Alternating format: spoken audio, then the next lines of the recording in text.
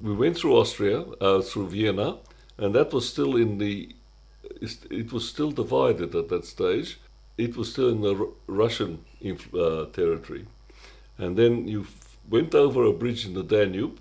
There was the last check by the Russians, and when you got to the other side of the bridge, the Americans had another check. When we started moving again, I was once more offered a cup of tea, and I said to the man with very little English, and I said, "We now in American zone," and they said yes. So now I can speak anything I like, and he said within reason. I said, if I say Churchill is an idiot, the other bloke said, some people might even agree with you. And that was the biggest thing I've always remembered it, because all of a sudden, it was just as though I'd been carrying a bloody great backpack, and I'd finally taken that backpack off.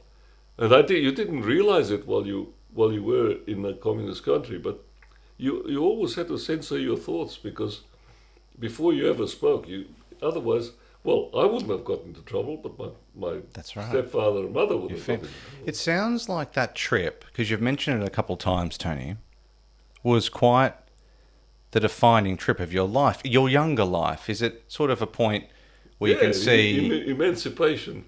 yeah, where your childhood is over, really. You've got these mixed feelings. I am sure you're on a train in the big world, not just going through what is some tension in those parts of the world.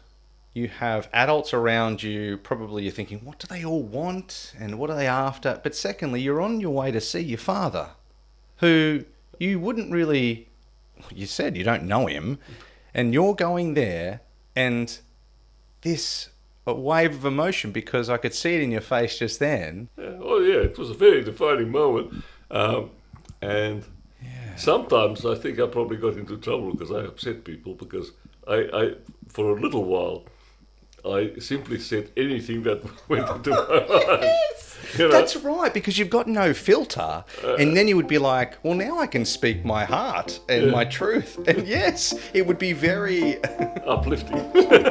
All I want is the best for our lives, my dear, and you know my wishes are sincere. What's to say for the days I cannot bear? That cemetery might we pause and sing a Sunday smile. We were that cemetery might we pause and sing a Sunday smile. We felt